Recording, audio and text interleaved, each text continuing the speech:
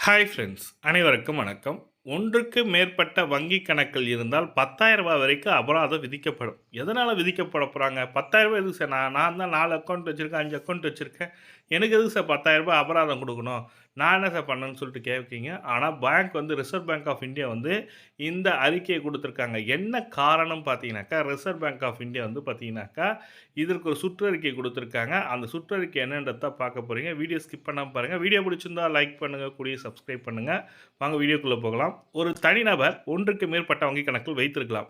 ஆனால் பயன்பாட்டிலே இல்லாத வங்கி கணக்குகள், அதாவது நான் ஒரு 4 அக்கவுண்ட் வச்சிருக்கேன் சார். அந்த 4 அக்கவுண்ட்ல 3 அக்கவுண்ட் தான் சார் நான் கரெக்ட்டா யூஸ் பண்ணின்னு இருக்கேன்.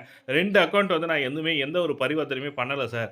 அதனால என்ன பண்றாங்கன்னா, அந்த வங்கி கணக்க பராமரிக்காத வங்கி கணக்குல குளோஸ் பண்ண சொல்லியிருக்காங்க. எதனாலனா, நீங்க பயன்படுத்த முடியாத 5 அக்கவுண்ட் வச்சிருக்கேன் சார், 6 அக்கவுண்ட் வச்சிருக்கேன் சார் வச்சுக்கலாம். ஆனா வங்கி கணக்க பராமரிப்பு செய்யணும்னு சொல்லியிருக்காங்க. உங்க பேர்ல எத்தனை வங்கி கணக்கு இருக்கோ, அந்த வங்கி கணக்குகள பராமரிப்பு செய்யாமல் இருப்பது மட்டுமல்லாமல், அதற்கு ஃபைன் போடுவாங்க. ஃபைன் போட்டாக்கா அந்த அமௌண்ட்ட கட்டுற மாரி இருக்கும். அது மட்டுமல்லாமல், அந்த வங்கி கணக்குல முறைகேடான பரிவர்த்தனைகள் நடைபெற்றால், அவர்களுக்கு ரூ. 10,000 வரைக்கும் அபராதம் நடைபெறும் சொல்லிக் குடுத்துருக்காங்க. முறைகேடானனா ஸ்கேம் நடக்குறாங்கல்ல, ஸ்கேமுக்கு வந்து பார்த்தீங்கன்னாக்கா, வங்கி கணக்கு செயல்படாத வங்கி கணக்குல யூஸ் பண்ணிக்கிறாங்கன்ற மாரி சொல்லியிருக்காங்க. அதனால நீங்க முறைகேடாக நடைபெறுவதற்கு முன்னதாக, உங்க வங்கி கணக்க செயல்படுத்தாத வங்கி கணக்குகள ரிசர்வ் பேங்க் வந்து இந்தியா வந்து என்ன சொல்லியிருக்குன்னா, குளோஸ் பண்ணிடுங்க. அந்த அக்கவுண்ட்ட குளோஸ் பண்ணிடுங்க. அப்பதான் உங்களுக்கு எந்த ஒரு ஃபேக் டிரான்சாக்ஷன் நடக்காது. அதனால ரூ. 10,000 அபராதத்தில தவிர்க்கலாம்.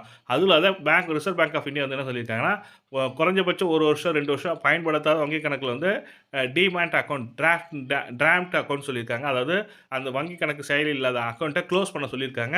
அதுக்கு சுற்றறிக்கை லெட்டர் உங்க வீட்டுக்கு வந்திருக்கும். இது மாரி நீங்க பயன்படுத்தல. இந்த வங்கி கணக்க நாங்க குளோஸ் பண்ண போறோம். கூடிய விரைவில வந்து வங்கிய பார்த்து இந்த அக்கவுண்ட்ட ஆக்டிவேட் பண்ணுங்க சொல்லி மெசேஜ் வந்திருக்கும். அப்படி மெசேஜ் வந்ததுனா டைரக்ட்டா பேங்க்குக்கு போயிட்டு அந்த அக்கவுண்ட் வேணான்னா குளோஸ் பண்ணிடுங்க. அப்படி இல்லன்னா அ Aadhaar card, PAN card update பண்ணதுக்கு எழுதி குடுத்துட்டு வந்தீங்கன்னாக்கா உங்க அக்கவுண்ட் ஆக்டிவேட் ஆயிடும். இதுதான் ரிசர்வ் பேங்க் ஆஃப் இந்தியா குடுத்திருக்க ஒரு சூப்பரான சுற்றறிக்கை. ரூ. 10,000 அபராதத்திலிருந்தும் மினிமம் பேலன்ஸ் மெயின்டெயின் பண்ணாத ஃபைன்லேருந்தும் தப்பிக்கணும்னு நினைக்கிறவங்க கண்டிப்பா இத ப பயன்ப பின்பற்றுமாறு கேட்டுக்கொள்ளப்படுகிறது. இந்த தகவல் தான் உங்களுக்கு ஷேர் பண்ணணும்னு நெனச்சேன். இந்த வீடியோ பிடிச்சிருந்தா லைக் பண்ணுங்க. கூடயே சப்ஸ்கிரைப் பண்ணுங்க. Thank you.